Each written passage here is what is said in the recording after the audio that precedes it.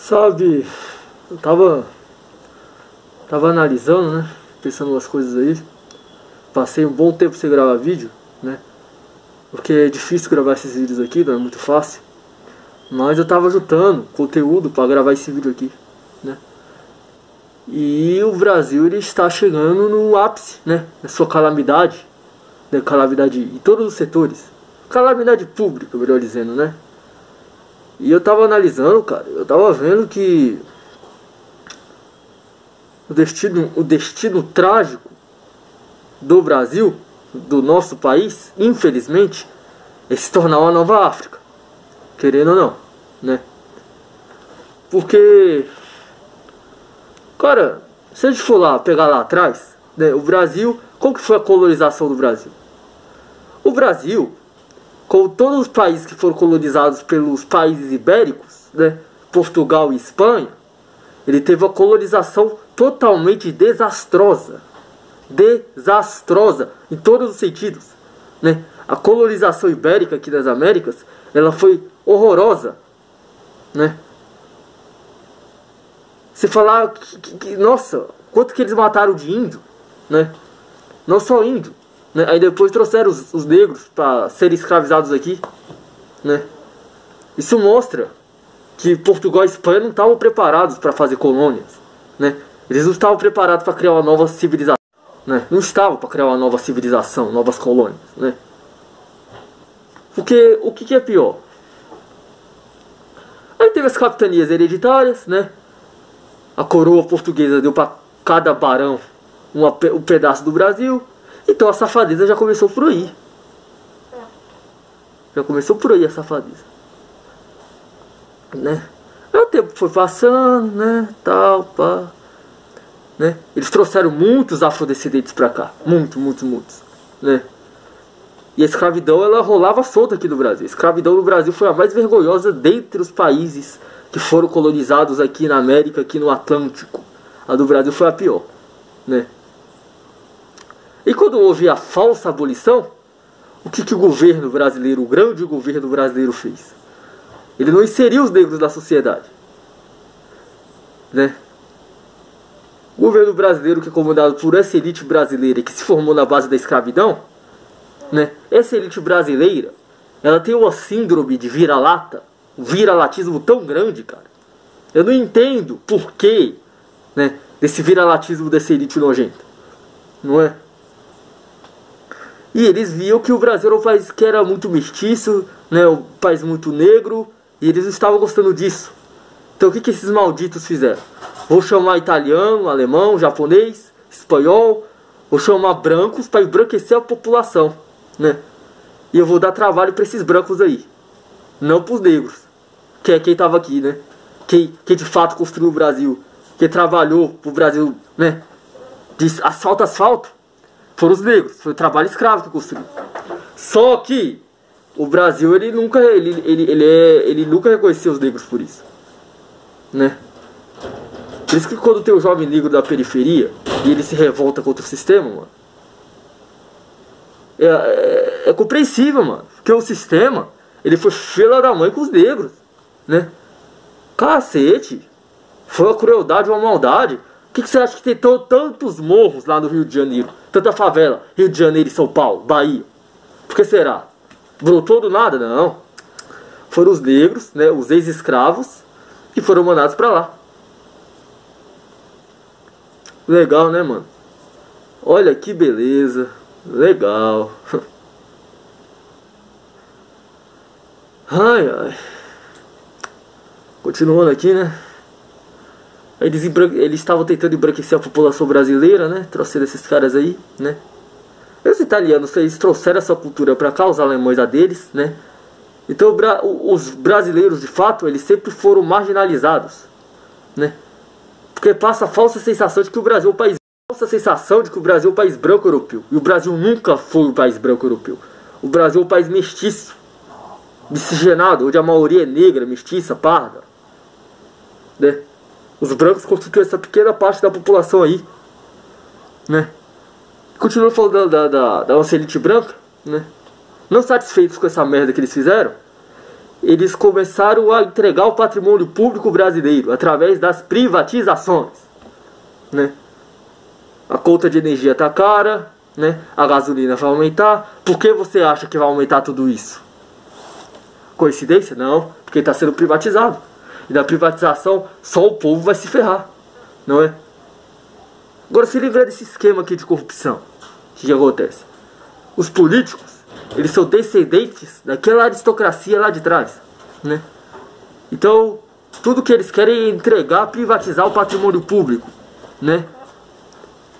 Eles são muitas vezes financiados por banqueiros, né? Pra nunca fazer uma auditoria de uma dívida, que é outro assunto que eu já toquei aqui no canal, no vídeo passado, né? Você já sabe o que é a dívida pública, né? E ele é financiado por empresas privadas lá do exterior, da gringaiada lá, para poder vender nosso patrimônio público, nossa água, nossa luz.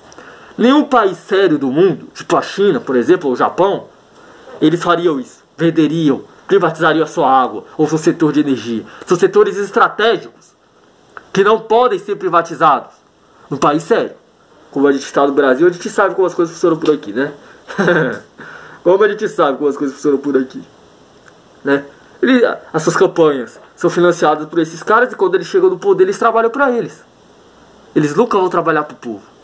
É isso que funciona nas democracias, né? Pelo menos a democracia aqui do terceiro mundo é assim, né?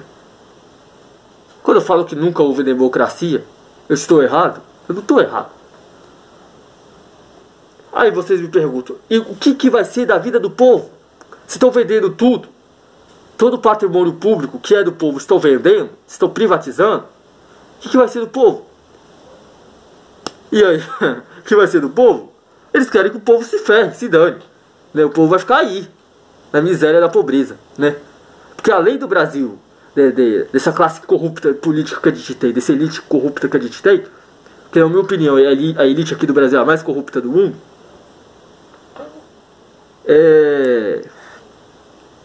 também tem o esquema da falta de indústrias aqui no Brasil, né? O Brasil era para ter sido industrializado. Todos os países de primeiro mundo são altamente... Estados Unidos, Canadá, França, Alemanha, Inglaterra, Itália. Todos são altamente industrializados. Todos. Não tem um que não seja, né? Mas o Bananinho aqui, o Bananinho acha que ele vai conseguir se desenvolver vendendo arroz, soja, trigo, feijão, banana, né? Por isso que o nome Bananinho, a República das Bananas. Porque a gente só vende esse tipo de coisa pro mundo, né? Porque a gente não é um país industrializado. Porque a merda do agronegócio não deixa, entendeu? Quanto mais agrário o país for, pior vai ser. Porque somente a elite industrial, que é a elite inteligente, que pensa no país, pode resolver esse problema. Porque a elite agrária tá cagando e andando pro povo. A elite agrária só quer saber de vender o que ela planta lá na fazenda lá deles pro exterior, né? Abastecer o mercado externo, perdão. Enquanto o povo aqui tá morrendo de fome, né? Bando de filho da mãe. Mas não falar outra palavra pior aqui. Quando houve a Segunda Guerra Mundial, a Europa ficou totalmente destruída. Ficou na merda a Europa.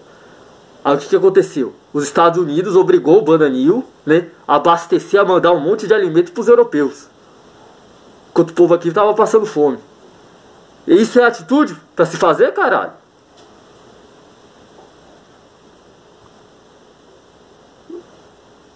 Você abasteceu o mercado de alimentos lá de fora, da Europa, dos Estados Unidos, seja do cacete que for, e em vez de abastecer o mercado interno, que é o mercado do povo brasileiro, do seu povo.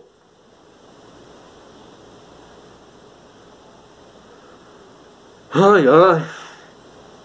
Essa elite agrária, cara, dos países desenvolvidos, ela já chegou a existir. Só que ela foi derrotada pela elite industrial. E como que ela foi derrotada? Ela foi derrotada numa guerra civil, num conflito violento. E eu canso de falar que o único caminho, a terceira via, é a guerra civil. É um conflito violento, né? Quando os milicos deram o golpe em 64, o Brizola se revoltou em armas lá no Rio Grande do Sul. Só que se não fosse a frouxidão do João Goulart, né? Se não fosse a caganeira dele, talvez poderia ter tido uma guerra civil ali no Brasil e o futuro do Brasil poderia ter sido bem diferente. Só que ele, não quero guerra não, eu quero a paz, não. Se os militares querem o poder, vão dar de graça pra ele. Que porra! Brizola estava preparado para entrar em guerra, em conflito armado. No golpe de 64. Ali sim ia ter a guerra civil aqui no Brasil. O conflito ia ser sangrento e violento. Mas era necessário. As guerras civis são necessárias, infelizmente. E parte da culpa disso também é do povo, pô. Tá ligado? Porque o povo, ele não sabe. Quando aparece o Brizola, o Enéas, nacionalista, eles não compram a ideia dos caras. Os caras ficam sozinhos, né? Você acha que se o povo tivesse ficado do lado do Enéas nas eleições, o Enéas não teria sido eleito? Não, pô, o povo preferiu votar no Fernando Henrique Cardoso. Olha a merda que esse cara foi votar no poder. Esse cara acabou com o Brasil. Depois do Lula. E antes do Fernando Collor, que é pior. Ai, velho. E agora eu tô idolatrando o Bolsonaro, idolatrando o Lula. A solução do Brasil não vai vir de nenhum dos dois. Entenda, seu imbecil. Não vai vir de nenhum dos dois. Eu já te falei, a terceira via pro Brasil é o conflito armado. Infelizmente. Vocês querem continuar vivendo isso aqui. Porque como eu te falei, o Brasil é um país que não tem indústria. Se você não tem indústria, você tem muito desemprego. Porque como você vai pregar o povo se você não tem indústria? Né? O Brasil ele só exporta matéria-prima, só exporta alimentos. Com essa elite agrária nojenta que a gente tem aí. E o pior, o Brasil tem uma dívida de 5 trilhões. E para o Brasil pagar essa dívida, ele vai ter que privatizar os seus setores estratégicos. É a África. O Brasil vai virar a África 2.0. Você já viu como que é lá na África? Você já viu? Você quer ver? Quer ver como que é lá na África? E por que será que a gente tá pagando tão caro da gasolina, né, velho? Porque a Petrobras, ela tá sendo vendida de graça pro exterior, né? O Brasil tá se tornando a nova colônia no século XXI. Que o consumidor brasileiro sofre com a alta nos preços dos combustíveis e demais derivados do petróleo é fato e de conhecimento de todos. Mas o que a maioria da população desconhece é que a Petrobras tem capacidade para suprir o mercado doméstico de derivados, praticar preços inferiores aos paritários de importação, PPI, e ainda obter lucro. Porém, a presente política de preços dos combustíveis e a privatização das refinarias impedem que a Petrobras exerça seu potencial competitivo para se fortalecer e impulsionar a economia nacional com seu abastecimento aos menores custos possíveis. Podemos afirmar que o Brasil está sendo submetido à exploração do tipo colonial. Nosso petróleo tem sido exportado em volumes recordes, cerca de 1,2 milhões de barris por dia, volume equivalente a 45% da produção de petróleo cru no país. Ou seja, quase metade do petróleo produzido no Brasil não tem sido consumido no país, está sendo exportado em grande medida por multinacionais estrangeiras. Uma típica colônia extrativa e primário exportadora fornece matérias-primas a países estrangeiros sem agregar valor e importa produtos, tecnologia e serviços valorizados. Em maio de 2019, foi exportado petróleo cru do Brasil para os seguintes países: China, 51%, Estados Unidos, 21%, Uruguai, 6%, Chile, 5%, Espanha, 4% e outros 13%. Enquanto se exporta o petróleo cru do Brasil, o país importa cada vez mais seus produtos refinados. São importados cerca de 500 mil barris de derivados de petróleo por dia, a maior parte produzida nos Estados Unidos. De janeiro a julho de 2019, 82% do diesel importado pelo Brasil foi produzido nos Estados Unidos. No mesmo período, a fração da gasolina importada dos Estados Unidos se elevou para 71%, 9.874 toneladas por dia. Entre 2015 e 2019, a importação de etanol se elevou de 1.048 para 3.693 toneladas por dia. A fração importada dos Estados Unidos foi sempre acima dos 94%. E como isso afeta o crescimento econômico e o desenvolvimento humano no Brasil? Existe forte relação entre o consumo de energia e o crescimento econômico e o desenvolvimento humano. Quanto maior o consumo de energia por pessoa, maior é o crescimento econômico do Produto Interno Bruto, PIB, e maior também é o Índice de Desenvolvimento Humano, IDH. O consumo brasileiro de energia por pessoa é muito baixo. No Brasil se consome cerca de 6 vezes menos energia por pessoa em comparação com os Estados Unidos. Em relação à Austrália, 5 vezes menos. E na comparação com a Noruega, o consumo é 4,5 vezes menor. Portanto, é necessário aumentar muito o consumo de energia no Brasil para que haja crescimento da economia e melhoria nas condições de vida e desenvolvimento humano. E isso só pode acontecer se a Petrobras tiver como prioridade o abastecimento do mercado doméstico. Sabemos que, historicamente, nenhum país se desenvolveu exportando petróleo cru por multinacionais estrangeiras e importando produtos refinados. Por isso, a AEPET luta e trabalha para interromper este novo ciclo do tipo colonial. A Petrobras produz e refina o petróleo nacional e, com isso, produz combustíveis de alta qualidade no Brasil. Mas a direção da Petrobras, desde 2016, decidiu adotar preços equivalentes altos em relação aos da importação para os combustíveis produzidos nas suas refinarias. Assim, o diesel da Petrobras fica encalhado nas suas refinarias e parte do mercado brasileiro é transferido para os importadores. Essa política resultou no aumento da ociosidade das refinarias brasileiras até 1/4, na redução do processamento de petróleo e da produção de combustíveis no Brasil, e no aumento ainda da exportação de petróleo cru. O consumidor brasileiro paga preços vinculados ao petróleo no mercado internacional e à cotação do dólar, além dos custos estimados de importação, apesar do petróleo ser produzido no Brasil e de haver capacidade de refiná-lo no país. Enquanto isso, a Petrobras perde mercado. Em 2018, houve a greve dos caminhoneiros e foi adotada pelo governo a subvenção aos produtores e importadores de diesel de até 30 centavos de real por litro. A limitação dos preços aos produtores e importadores foi compensada com a subvenção. A ociosidade das refinarias da Petrobras se manteve elevada em 24%. De janeiro a julho de 2019, o preço médio do diesel aos produtores e importadores no Brasil foi 25% superior ao preço internacional no Porto de Nova York. No segundo trimestre de 2019, a ociosidade das refinarias da Petrobras se manteve alta em 24%. Para justificar o ciclo extrativo e primário exportador do petróleo brasileiro, foi criado o mito da Petrobras quebrada, a falácia da necessidade da privatização de ativos para a redução da dívida e a lenda do petróleo que brevemente se tornaria sem valor. A província petrolífera do Pré-Sal, uma das mais importantes descobertas do mundo nas últimas décadas, composta por grandes acumulações de óleo leve, de excelente qualidade, de alta produtividade, também tem sido entregue para países estrangeiros por meio de leilões sob regime de partilha. A Petrobras tem o direito de produzir o volume máximo de 5 bilhões de barris equivalentes de petróleo em determinadas áreas do pré-sal. Considerando os 5 primeiros leilões realizados e a cessão onerosa, a Petrobras tem 41%, enquanto as empresas estrangeiras, privadas e estatais têm acesso a 59% do total volume recuperável. O volume recuperável estimado, cedido onerosamente para a Petrobras, somado aos concedidos nos 5 primeiros leilões de partilha, alcança cerca de 27 bilhões de barris de petróleo equivalente. Este volume, comparado com as reservas nacionais provadas, representa a 15ª maior reserva internacional, mais do que 2 vezes maior do que a atual reserva provada do Brasil. Apesar do expressivo volume do pré-sal já concedido por meio da cessão onerosa e das 5 primeiras rodadas de partilha, estimado em mais de 27 bilhões de barris, e da corrente exportação de mais de 1 milhão de barris por dia, o governo federal realizou o leilão do excedente de cessão onerosa e a 6ª rodada de partilha do pré-sal.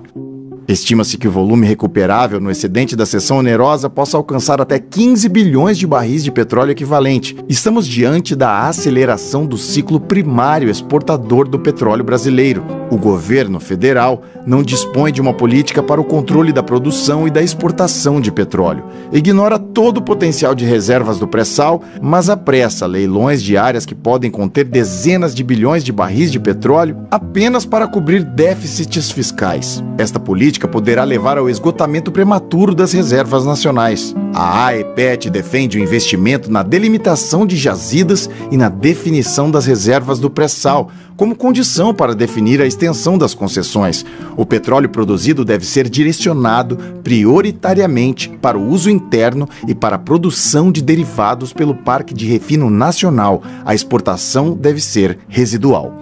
O objetivo do planejamento da produção deve ser a segurança energética nacional e o abastecimento aos menores custos possíveis. A natureza e o trabalho de gerações de brasileiros nos deram a grande oportunidade que é o petróleo do pré-sal.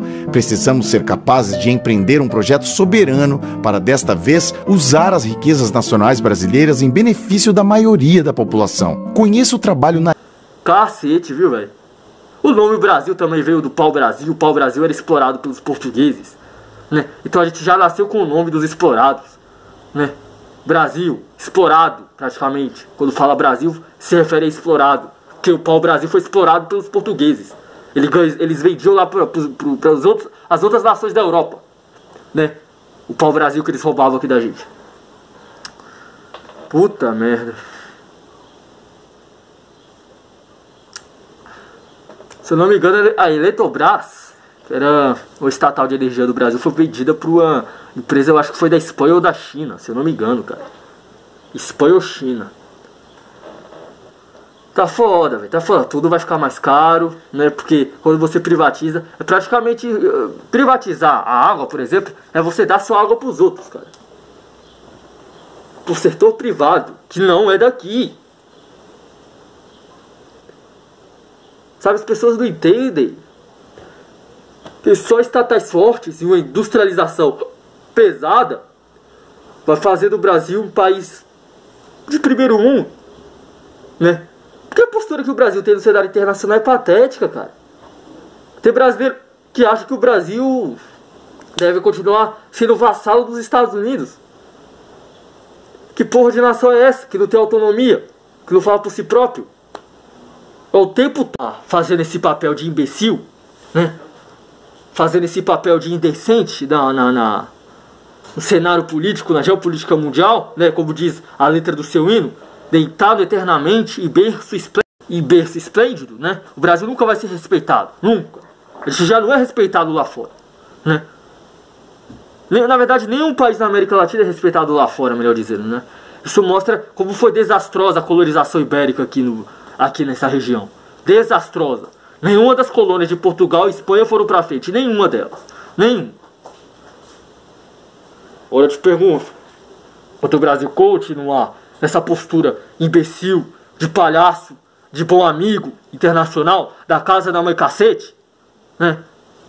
Na casa da mãe cacete, o Brasil vai continuar sendo tirado. Não vai ser respeitado em lugar nenhum, né? A China tá lá, mandando sondas pra Lua, né? Querendo colonizar o espaço. Investindo em ciência e tecnologia. Todas as nações desenvolvidas fazem isso. O Brasil também poderia fazer isso, se fosse uma nação séria, como o Enéas falava. Uma nação séria, controlada por homens sérios. O Brasil nunca foi isso, né? Pobre Enéas. O cara passou a vida toda, morreu lutando, só que o povo tava nem aí pra ele, né? Pobre Enéas. Isso aqui não tem jeito. Infelizmente, a gente nasceu do Brasil, né? É nosso país, né? Mas infelizmente o Brasil, ele, desde os tempos da colônia lá, o Brasil era explorado, era roubado, né? O Brasil, ele tinha essa mentalidade de vira-lata, subsemente, ao de fora, né? O Brasil, ele tem uma devoção pelo Ocidente, pelos Estados Unidos. Isso veio desde o golpe lá que os militares deram aqui no Brasil, né?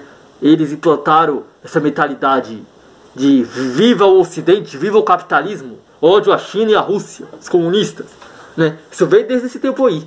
Na verdade, o Brasil, ele sempre foi subserviente aos Estados Unidos. A primeira bandeira da República, você já viu? Mostra bem a que o Brasil serve, né?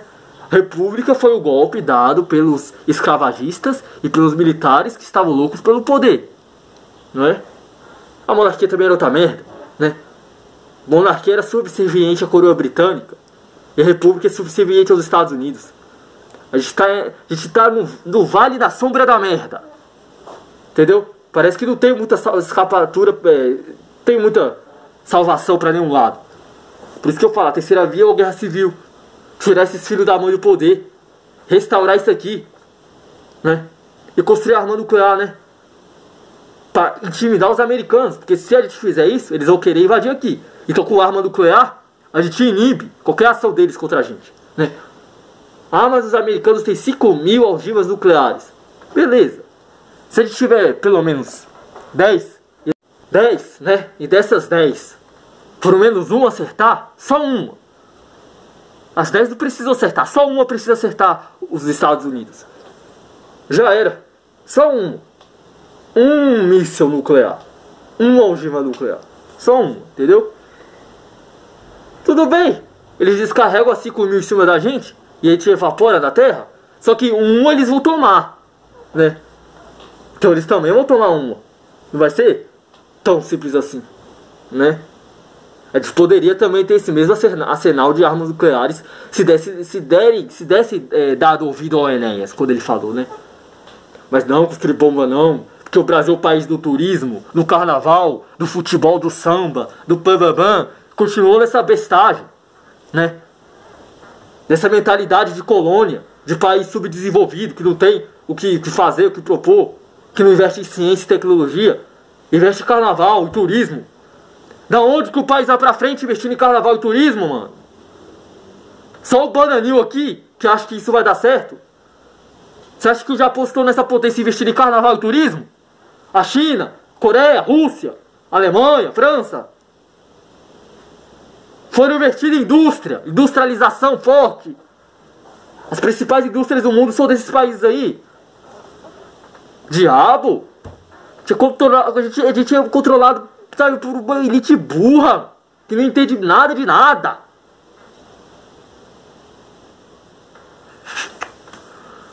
Obrigado aí por se inscrever, por ter dado, por comentar, por ter dado visualização, por ter dado atenção para as minhas ideias. Muito obrigado, viu? Muito obrigado aí. Eu vou ficando por aqui, pô. Né? A colônia Brasil e seu vira-latismo. Falou, é nóis. Se inscreva, curta, comentem, compartilhem. É nóis, viu? Como eu disse, terceira via é guerra civil. Infelizmente.